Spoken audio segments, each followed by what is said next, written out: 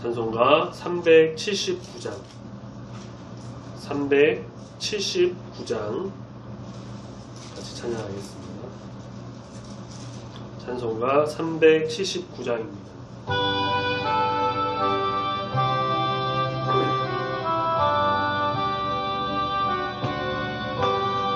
내 갈 길 멀고 밤은 깊은데 빛 대신 주 저 본향지를 향해 가는 길 비추소서. 내 가는 길 다 알지 못하나 한 걸음씩 늘 인도하소서. 이전에 방탕하게 지낼 때에 교만하여 맘대로 고집하던 이 죄인 사하소서. 내 지은 죄 다 기억 마시고 주 뜻대로 늘 주장하소서. 이전에 나를 인도하신 주 장래에도 내 앞에 험산 중령 만날 때 도우소서. 밤 지나고 저 밝은 아침에 기쁨으로 내 주를 만나리. 아멘. 사도신경으로 신앙 고백드립니다. 전능하사 천지를 만드신 하나님 아버지를 내가 믿사오며 그 외아들 우리 주 예수 그리스도를 믿사오니 이는 성령으로 잉태하사 동정녀 마리아에게 나시고 본디오 빌라도에게 고난을 받으사 십자가에 못 박혀 죽으시고 장사한 지 사흘 만에 죽은 자 가운데서 다시 살아나시며 하늘에 오르사 전능하신 하나님 우편에 앉아 계시다가 저리로서 산자와 죽은 자를 심판하러 오시리라. 성령을 믿사오며 거룩한 공회와 성도가 서로 교통하는 것과 죄를 사하여 주시는 것과 몸이 다시 사는 것과 영원히 사는 것을 믿사옵나이다. 아멘. 하나님 말씀 마태복음 12장 38절부터 50절 마지막 50절까지 같이 보겠습니다.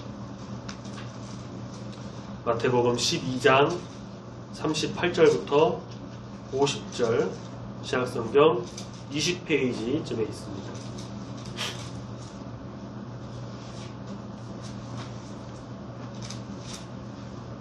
네, 우리 말씀 찾으셨으면 38절부터 천천히 한 목소리로 같이 읽겠습니다. 시작. 그때에 서기관과 바리새인 중 몇 사람이 말하되 선생님이여 우리에게 표적 보여주시기를 원하나이다. 예수께서 대답하여 이르시되 악하고 음란한 세대가 표적을 구하나 선지자 요나의 표적밖에는 보일 표적이 없느니라. 요나가 밤낮 사흘 동안 큰 물고기 뱃속에 있었던 것 같이 인자도 밤낮 사흘 동안 땅속에 있으리라. 심판때에 니느웨 사람들이 일어나 이 세대를 정죄하리니 이는 그들이 요나의 전도를 듣고 회개하였음이거니와 요나보다 더 큰 이가 여기 있으며 심판때에 남방여왕이 일어나 이 세대 사람을 정죄하리니 이는 그가 솔로몬의 지혜로운 말을 들으려고 땅끝에서 왔음이거니와 솔로몬보다 더 큰 이가 여기 있느니라.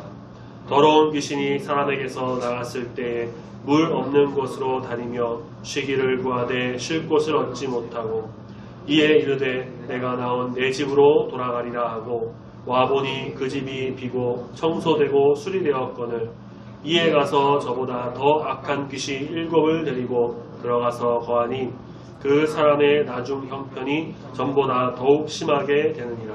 이 악한 세대가 또한 이렇게 되리라.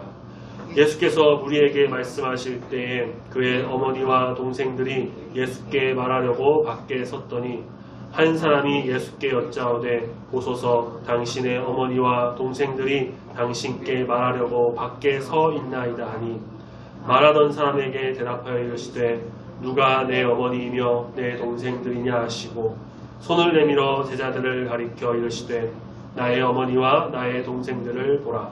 누구든지 하늘에 계신 내 아버지의 뜻대로 하는 자가 내 형제요 자매요 어머니이니라 하시더라. 아멘.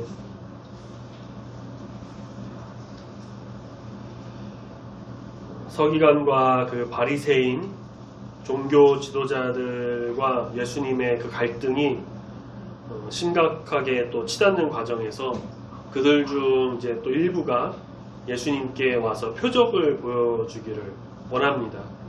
그들은 이미 이 앞에서 우리가 말씀 봤는데요. 앞절에 조금 올라가면 34절에 예수님으로부터 독사의 자식들아 이런 말을 듣고 자존심이 아마 좀 상했을 겁니다. 그래서 이들이 표적을 요구한 것은 어쩌면 예수님을 좀 더 자극하려는 그런 심산에서 나온 것이 다분히 부정적이라는 것이죠. 정말 믿음으로 표적을 요구한 것이 아니라는 거죠.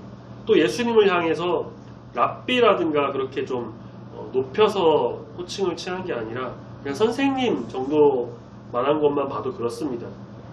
그들은 예수님으로부터 어떤 표적을 기대했을까요? 메시아라는 그 사실을 누구도 부정할 수 없는 명약관화한 증거로서의 표적을 구했던 걸까요? 사실 유대인으로서 표적 구하는 것 자체가 문제가 되진 않습니다. 문제될 건 없는데 문제는 그 마음의 의도죠. 믿음을 위한 것이 아니라 공격을 위한 목적으로 구했기에 예수님은 그들의 요구에 응할 의지가 없으셨습니다. 악하고 음란한 세대가 표적을 구한다고 하시면서 그들의 요청을 묵살하시고 어차피 이들은 예수님께서 어떠한 표적을 보여주셔도 사실 믿지 않았을 겁니다. 그러면서 이제 요나의 표적 외에는 다른 표적을 보여줄 게 없다라고 말씀하시는데 이 말씀, 예수님의 이 말씀은 무엇을 의미할까요? 사실 이 요나가 사흘 밤낮 큰 물고기 뱃속에 있었다라는 그 이야기 유대인이라고 한다면 모르는 사람이 없을 정도로 유명한 고전이었습니다. 그런데 예수님은 요나의 이야기에 중요한 또 하나 이야기를 덧붙이시죠. 그것은 무엇이냐? 인자도 그렇게 사흘 밤낮 땅속에 있을 것이다. 요나와 예수님의 공통점이 바로 이제 사흘입니다. 사흘. 3일. 요나는 물고기 뱃속, 예수님은 땅속. 그렇게 요나가 물고기 뱃속에 3일 갇혀 있었던 것처럼 예수님께서는 죽으심으로 땅속에 갇히는 것을 표현하시죠. 지금 예수님은 장차 자신의 그 메시아 사역의 완성을 경험할 그 마지막 그 사역, 그 십자가의 사역을, 십자가의 죽음을 꺼내서 드러내서 이야기를 하신 겁니다. 죽음이 예수님을 삼키지만 물고기가 요나를 토해냈던 것처럼 하나님께서는 예수님을 일으키실 겁니다. 예수님의 궁극적 사역이 이처럼 선명하게 묘사된 건 또 드문 일이기도 한데요. 그렇지만 제자들을 비롯한 또 여기 종교 지도자들, 여기 주변에 있던 사람들은 이게 무엇을 의미하는지 전혀 몰랐겠죠. 아마 제자들은 나중에 성령을 받고 성령께서 깨닫게 해주셔서 그때 아마 알게 되지 않았을까 싶습니다. 예수님께서 이 구약의 요나를 소환하신 것은 자신의 정체성을 계시하기 위함이에요. 예수님 자신을 우리 말씀 41절에 보니까 요나보다 더 큰 이가 여기 있다라고 해서 예수님 자신을 요나보다 더 크다고 말씀하시죠. 요나가 그 놀라운 어떤 기적을 통해서 다시스로 도망갔었지만 니느웨 성으로 다시 들어왔고 하나님 뜻대로 명령대로 심판을 선포합니다. 뜻밖에도 이방성인 니느웨가 그 메시지를 듣고 회개하고 심판을 면해요. 예수님께서는 심판날에 니느웨 사람들이 이 세대를 정죄할 것이다 라고 말씀하십니다. 요나의 선포를 듣고 회개하여 심판을 면했던 그 이방인들이 이 세대 심판 때에 예수님의 그 선포에 회개하지 않는 이 유대인들 이 세대를 정죄할 것이다 라고 말씀하시죠. 그러니까 심판의 내용이나 범위 차원에서 예수님은 요나보다 훨씬 더 크고 두려운 메시지였을 것이 분명한데 종말의 때기 때문이죠. 그런 차원에서 예수님께서 요나보다 더 큰 이이시다 라고 볼 수가 있는 겁니다. 같은 맥락으로 또 다른 말씀을 하시죠. 42절에 회개하지 않는 이 세대는 심판 때에 남방여왕으로부터 정죄를 또 받을 것이다. 남방여왕은 솔로몬의 지혜를 통해서 하나님을 경험합니다. 예수님은 또 자신을 솔로몬보다 더 큰 이다 라고 말씀하시고 솔로몬을 통해 하나님을 경험한 이방 여인이 심판 때 솔로몬보다 더 큰 일을 거부한 이 세대, 이 이스라엘을 정죄할 것이다 라고 말씀하시죠. 자, 그렇게 종교 지도자들의 어떤 적대적인 반응이 중심 주제로 흘러왔던 11장과 12장의 말씀 내용 이야기가 이제 46절부터 50절에 예수님의 가족 방문으로 마무리가 됩니다. 가족 방문을 단순히 단편적으로 보고하는 것이 아니에요. 마태는 의도하는 바가 분명히 있었는데 그것이 여기 나타나는데 예수님의 어머니 마리아 같은 경우는 마태복음 말씀 초반에 이제 예수님 탄생 기사 그때 등장하고 그 이후로 이 12장 이 말씀에서 처음 언급됩니다. 또 여기는 예수님의 동생들이 이제 등장을 하죠. 아버지 요셉이 나오지 않은 것은 아마도 먼저 사망한 것으로 추정이 됩니다. 예수님의 가족관계를 알고 있던 누군가가 예수님께 가족 방문을 알립니다. 예수님 어머니와 동생들이 왔습니다. 밖에 서 있어요. 어떤 용건인지는 알 수 없었습니다. 어쩌면 어떤 주석에는 이렇게 해도 돼 있더라고요. 귀신의 왕 바알세불의 힘을 빌려서 귀신을 내쫓는다라는 그런 어떠한 바리새인의 말을 듣고 그런 소문이 정말인가? 정말 내 아들이? 우리 형이 귀신 들렸나? 귀신의 힘으로? 그런 걱정으로 온 건 아닌가라는 또 내용도 봤는데 아니면 또 오랫동안 보지 못해서 근처에 있다는 소문을 듣고 보고 싶어 왔는지 그렇게 어쨌든 예수님 만나러 옵니다. 그런데 예수님은 그 용건과 무관하게 뭐라고 말씀하시냐면 누가 내 어머니고 누가 내 동생들이냐 다소 좀 냉담한 반응을 보이시며 말씀하시죠. 혹자는 예수님의 이런 반응의 원인을 자신의 사역을 지지하지 않았던 가족들의 어떠한 부정적인 태도로 이제 이해하려고 보기도 합니다. 하지만 최소한 이 말씀에서는요, 마태의 관심은 거기에 있지 않습니다. 가족들의 어떠한 마음이나 그런 게 중요한 게 아니에요. 예수님께서 뜬금없이 손을 내밀어 49절에 제자들을 가리키며 말씀하시죠. 나와 내 어머니, 나의 어머니와 내 동생들을 봐라. 그러니까 내 가족들을 봐라. 자신이 가져오신 하늘나라 안에서 들어온 이 제자들이 바로 한 가족이다. 한 가족이 되었다. 라는 것을 말씀하십니다. 그리고 하늘에 계신 내 아버지의 뜻대로 하는 자가 자신의 참 가족이다. 라는 어떠한 새로운 정의를 보여주시죠. 예수님의 의도는 분명했어요. 예수님을 거절하는 것은 예수님 보내신 하나님의 뜻을 거절하는 것이고요. 예수님을 받아들이는 자는 하나님의 뜻을 받아들이는 자입니다. 그래서 내 아버지의 뜻대로 하는 자란 말은 하나님의 그 아버지의 뜻을 성취하고 계시는 그 예수님과 한 운명으로 묶인 자를 뜻합니다. 바로 예수님의 제자들이죠. 그래서 여기에 동참하는 자는 누구든지 예수님의 가족이 되는 것입니다. 자, 오늘 우리가 본 이 말씀에서 좀 깨달을 수 있는 한 단어를 제시해 보자면 바로 관계예요. 관계. 악하고 음란한 세대와 예수님의 관계는 좋을 수가 없습니다. 악한 마음으로 예수님께 표적을 구하죠. 믿음으로 하나님 예수님과 온전한 관계를 가진 것이 아닌 이들은 선한 마음으로 예수님을 바라보는 것이 아니라 선한 마음으로 예수님께 표적 보여주심을 원해서 그것으로 인해 믿음이 더 자라기를 원했던 그런 것이 아니었죠. 그들은 예수, 당신이 정말 메시아라고 한다면 그건 모르겠고 그런 표적이나 한번 보여줘 보십시오. 뭐 그렇다고 해서 그걸 보고 믿는 건 아니지만 한 참고 정도는 할 테니까 표적 좀 한번 보여주십시오. 뭐 이런 의도가 다분하잖아요. 악하고 음란한 세대, 예수를 알지 못하는 세대, 세상에 물들어서 죄의 길로 가는 이 세대는 예수님과 온전한 관계를 맺지 못합니다. 요나보다 더 크니, 솔로몬보다 더 크니가 오셔서 심판을 선포해도 그들은 예수님과 어떤 친밀한 관계, 인격적인 관계가 맺어져 있지 않기 때문에 예수님을 알지 못해서 그 심판을 들어도 깨닫지 못하고 결국은 어느 길로 가냐? 멸망의 길, 심판의 길로 간다는 것이죠. 그래서 우리는 이 예수님과의 관계가 무척이나 중요합니다.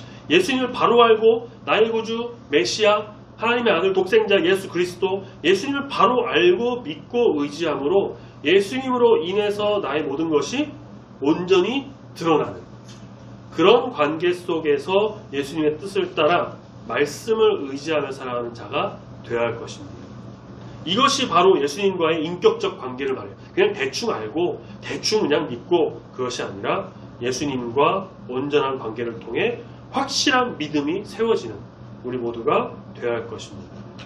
또 예수님과 이 가족과의 관계가 또 나오죠. 사실 가족 관계만큼 친밀한 관계가 또 어디 있을까요? 가족만큼 서로 걱정하고 서로 사랑하고 아끼는 존재가, 그런 관계가 또 어디 있어요? 그런데 예수님께서는 오늘 말씀해 보니까 좀 매정하게, 매몰차게 어머니와 동생들의 그 만남의 요청을 받아주지 않으세요. 저는 이 장면에서 어쩌면 예수님께서 정말 좀 눈물을 머금고 그렇게 하지 않으셨을까라는 생각을 해봅니다. 예수님이라고 해서 어머니, 동생들, 가족들 보고 싶지 않으시겠어요? 예수님도 우리와 같은 그 인성을 가지신 분이시기 때문에 가족을 생각하는 마음, 정말 사랑하는 마음, 30세 공생이 하시기 전까지는 계속 가족과 함께 지내면서 생계를 책임지시고 그렇게 지내면서 함께 했던 어머니와 동생을 그렇게 매몰차게 대했을 때 그 마음은 좀 아프고 눈물을 흘렸을지 모릅니다. 그런데 그렇게 좀 눈물을 머금고라도 그럼에도 누가 내 어머니고 누가 내 동생들이냐, 누구든지 하늘에 계신 내 아버지의 뜻대로 하는 자가 내 형제요 자매요 어머니다 라고 이렇게 말씀하시면서 가족들을 만나지 않았던 것은 가족관계, 친인척관계, 혈연관계, 인맥관계 등등 이런 관계보다 더 중요한 것이 무엇이냐? 바로 하나님과 우리와의 인격적인 관계, 예수님과 우리가 친밀하게 교제하는 인격적 관계가 중요하다는 것. 그것은 바로 세상의 흐름을 따라서 그렇게 이루어지는 관계가 아닌 하나님 뜻대로 하는 자들, 하나님의 뜻을 따르는 자들, 예수의 그 제자들과 같이 모든 걸 다 버려두고 모든 걸 다 뒤로하고 오직 예수님을 따름으로 인해서 십자가의 길을 가는 이 자들, 바로 이렇게 하나님 안에 거하는 하나님과의 관계를 맺어진 자들이야말로 진정한 내 형제다, 자매다, 가족이다 라고 말씀하시며 강조하고 계신 것이라고 할 수가 있습니다. 사람 사이에도 관계가 무척 중요하잖아요. 대충 만나고 대충 아는 관계나 이름만 아는 그런 관계와는 그렇게 크고 중요한 일을 또 함께 이루지 못하죠. 정말 오랫동안 잘 알고 지내고 친밀하게 서로 마음을 좀 공감하고 이해하는 그런 관계일 때 서로 존중하고 아끼고 함께 또 중요한 일을 이루어 나가곤 합니다. 하나님과의 관계, 예수님과의 관계도 그래요. 악하고 음란한 이 세대를 따르므로 이 하나님과의 관계가 틀어지지 않고 가족, 혈연, 세상의 그런 어떠한 인연, 그것보다 더 중요한 하나님의 뜻을 따르므로 진정한 예수님의 제자가 되어 예수님과의 그 친밀한 관계, 인격적 관계를 맺어서 주님의 그 참되신 비전을 세우는 우리, 그렇게 온전한 하나님과의 관계 속에서 지냄으로 인해서 더 큰 주님의 일을 감당하면서 주님의 뜻대로 나가는 우리 모두가 되기를 소망합니다. 2023년 더욱 하나님과의 그 친밀한 관계 속에서 그렇게 관계가 좋아지기 위해서는 먼저는 우리의 삶에서 좀 말씀과 기도 생활하는 게 중요하겠죠. 또 중요한 게 뭐가 있을까요? 우리 올해 교회 표어처럼 예배를 또 온전히 이렇게 드림으로, 예배를 통해서, 예배 안에서 하나님과의 관계가 회복되고 관계가 더 친밀하게 이루어지고 주님을 더 알아가는, 그래서 말씀 따라 기도하며 예배하며 온전히 우리 주님께로 나아가는 우리 모든 성도님들이 다 되시기를 소망합니다. 아멘. 찬양하겠습니다. 찬송가 220장.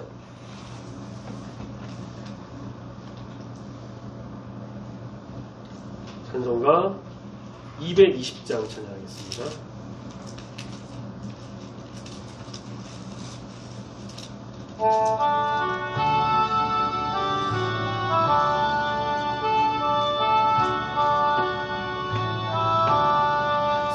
사랑하는 주님 앞에 형제자매 한자리에 크신 은혜 생각하며 즐거운 찬송 부르네.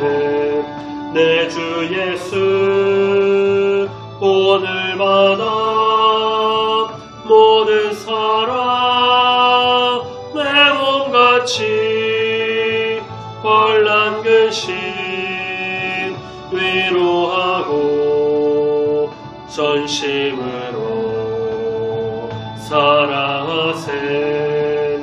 사랑하는 주님 앞에 온갖 충성 다 바쳐서 괴로우나 즐거우나 주님만 힘써서 기대. 우리 주님 거룩한 손 제자들의 발을 씻어 남 섬기는 종의 도를 몸소 행해 보이셨네. 사랑하는 주님 예수 같은 주로 섬기나니 한 피바다 한 몸 이룬 형제여 친구들이여 한 몸같이 친밀하고 마음으로 하나 되어 우리 주님 크신 뜻을 지성으로 준행하세. 아멘. 기도하겠습니다. 하나님 아버지 감사합니다.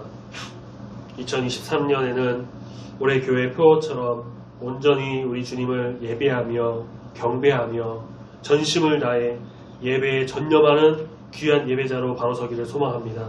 또한 예배를 통하여 하나님과의 관계가 회복되고 더 하나님께로 가까이, 세상과 못하여 세상을 탐하고 세상을 따라가는 것이 아니라 오직 우리 하나님 안에서 하나님과의 친밀한 교제, 말씀과 기도로 주의 뜻을 알아가며 예배를 통해 우리 주님 인격적으로 만나 거룩한 주의 자녀로 세워지길 소망합니다. 악하고 험한 이 세대는 주님을 멀리하고 자신들의 이익을 추구하고 있습니다. 또한 회련, 지연, 학연 등등으로 이런 이해관계로 얽혀지면서 하나님을 따르기보다는 사람을 따르고 사람의 이익을 우선시하고 하나님으로부터 멀어지는 안타까운 이 세대를 바라봅니다. 주님, 주의 자녀들이 먼저 하나님과의 관계를 올바르게 세우고 예수 그리스도를 온전히 따르는 주의 자녀가 되어 이 세대를 변화시키고 우리 주님과의 관계가 회복되어 아름다운 주의 나라를 만들어 나가는 귀한 주의 성도가 되기를 소망합니다. 은혜를 더하여 주시옵소서. 2023년 첫 주간을 보내고 있습니다. 새해 첫 시작, 우리가 말씀과 기도 또 예배로 잘 시작하여 첫 단추 잘 끼워 올해가 정말 주님 안에서 굳건하여지는 귀한 한 해가 되길 소망하오니 붙들어 인도하여 주시옵소서. 추운 날씨 건강도 지켜주시고 우리 성도님들 각 가정 한없는 은혜와 은총을 더하여 주실 줄로 믿습니다. 감사드리며 예수님의 이름으로 기도드립니다. 아멘. 하늘에 계신 우리 아버지여, 이름이 거룩히 여김을 받으시오며 나라가 임하시오며 뜻이 하늘에서 이루어진 것 같이 땅에서도 이루어지이다. 오늘날 우리에게 일용할 양식을 주옵시고 우리가 우리에게 죄 지은 자를 사하여 준 것 같이 우리 죄를 사하여 주옵시고 우리를 시험에 들게 하지 마옵시고 다만 악에서 구하옵소서. 내게 나라와 권세와 영광이 아버지께 영원히 있사옵나이다. 아멘.